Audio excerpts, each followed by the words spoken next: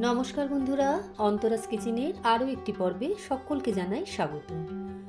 আমার আজকের রেসিপি সম্পূর্ণ নিরামিষ, পেঁয়াজ রসুন ছাড়া নবরত্ন কোরমার রেসিপি।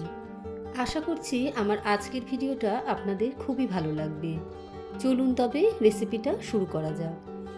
নবরত্ন কোরমা বানানোর জন্য নিয়ে নিয়েছি কাজু বাদাম, গাজর টুকরো করে কেটে নিয়েছি, বিনস টুকরো করে কেটে নিয়েছি ছাড়ানো মটরশুঁটি, ক্যাপসিকাম কুচি, 200 গ্রাম পনির নিয়েছি, ফুলকপি টুকরো করে কেটে নিয়েছি আর আলুও টুকরো করে কেটে নিয়েছি। এবারে রান্নাটা শুরু করব। কড়াতে সামান্য জল গরম হতে দিলাম, সাথেই দিয়ে দিচ্ছি পরিমাণ মতো নুন আর চিনিটা দিয়েছি যাতে সবজির কালারটা চেঞ্জ হয়ে না যায়। এবার জলটা হালকা গরম হয়ে গেলেই আমি কেটে রাখা সবজিগুলো একে একে জলের মধ্যে দিয়ে দিলাম। এবার সবজিটা আমি হালকা করে কিন্তু একটু ভাপিয়ে নেব। এই পর্যায়ে দিয়ে দিলাম ছাড়ানো মটরশুঁটিগুলো। সবজিটা হালকা ভাপানো হতে হতে আমি 2টো মশলার পেস্ট রেডি করে নিচ্ছি। প্রথমে আদা, কাঁচা লঙ্কা আর টমেটোর একটা পেস্ট রেডি করে নিচ্ছি, আর সাথেই আরও একটা মশলার পেস্ট রেডি করে নিচ্ছি। তার জন্য কাজু বাদাম আর আমন্ড আগে থেকে ভিজিয়ে রেখেছিলাম, সেটা নিয়ে নিলাম। দিয়ে দিচ্ছি 1 চামচ মতন পোস্ত আর 3 থেকে 4 চামচ মতন দুধ দিয়ে একটা মশলার মিহি পেস্ট রেডি করে নিলাম। সবজিটা আমার ভাপানো হয়ে গিয়েছে। এবার জল ঝরিয়ে কড়া থেকে সবজিটা তুলে আমি সরিয়ে রাখলাম। এবার রান্নাটা করবার জন্য কড়ায় আমি পর্যাপ্ত পরিমাণে সাদা তেল গরম করে নিলাম। এবার গরম তেলেই প্রথমেই আমি কাজু বাদামটা দিয়ে দিচ্ছি।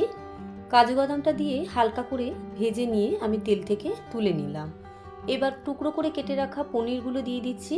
পনির কিন্তু খুব বেশি ভাজবো না, বেশি ভাজলে পনির শক্ত হয়ে যাবে, খেতে কিন্তু মোটেই ভালো লাগবে না। পনিরটা আমার ভাজা হয়ে গিয়েছে, এর চেয়ে বেশি আর ভাজবো না।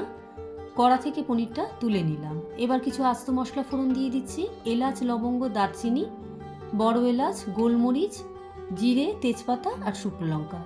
সাথেই দিচ্ছি 1 চিমটি মতন হিং। ফোড়নটা দিয়ে কয়েক সেকেন্ডের জন্য একটু হালকা করে ভেজে নিয়ে খুব সুন্দর একটা গন্ধ বেরোতে শুরু করলে আমি দিয়ে দিলাম আগে থেকে ভাপিয়ে রাখা সবজিগুলো। সবজিটা দিয়ে মিনিট 2-এর জন্য আমি একটু হালকা করে ভেজে নিচ্ছি। এবার এই পর্যায়ে মিশিয়ে দিচ্ছি আগে থেকে যে টমেটো, আদা আর কাঁচা লঙ্কার পেস্টটা রেডি করে রেখেছিলাম, সেটা দিয়ে দিলাম। এবার পেস্টটা দিয়ে সবজির সঙ্গে বেশ ভালো করে আদা, কাঁচা লঙ্কা, টমেটোর কাঁচা গন্ধটা চলে যাওয়া অবধি মশলাটা একটু কষিয়ে নিলাম।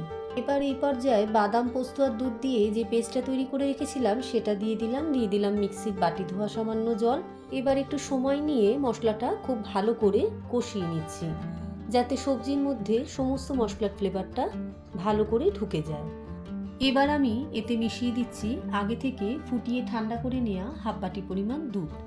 আপনারা চাইলে গুঁড়ো দুধও ঈষদুষ্ণ জলে গুলে নিয়ে ব্যবহার করতে পারেন। সমস্তটা খুব ভালো করে মিশিয়ে নিয়ে এই পর্যায়ে আমি দিয়ে দিচ্ছি পরিমাণ মতন নুন আর চিনি। নুন আর চিনিটা দিয়েও বেশ ভালো করে মিশিয়ে নিয়ে আগে থেকে যে পনিরটা ভেজে রেখেছিলাম সেটা এবার এতে যোগ করে দিচ্ছি, আর তার সাথেই দিয়ে দিচ্ছি আগে থেকে কেটে রাখা ক্যাপসিকামের টুকরোগুলো। সবটা এবার খুব ভালো করে মিশিয়ে নিয়ে একটা ঢাকা চাপা দিয়ে মিনিট 5-এর জন্য এটা রান্না হতে দেব।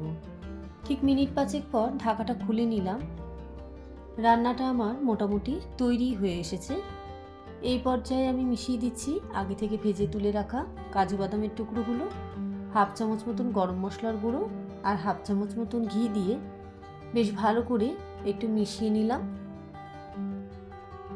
এবার একদম শেষে মিশিয়ে দিচ্ছি 1 চামচ মতন কাসুরি মেথি আর হাফ চামচ মতন গোলমরিচের গুঁড়ো।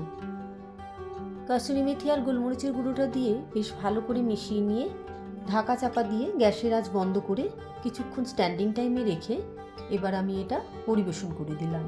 তো কেমন লাগলো আমার আজকের রেসিপি অবশ্যই কমেন্ট করে জানাবেন। ভিডিওটা ভালো লেগে থাকলে লাইক করবেন, শেয়ার করবেন আর আমার চ্যানেলটা সাবস্ক্রাইব করে আমার পাশে থাকবেন। পাশে থাকা বেল বাটনটা অবশ্যই করে প্রেস করে দেবেন নতুন ভিডিওর নোটিফিকেশনের জন্য। আজ তবে এখানেই শেষ করছি। ভালো থাকবেন, সুস্থ থাকবেন, ধন্যবাদ।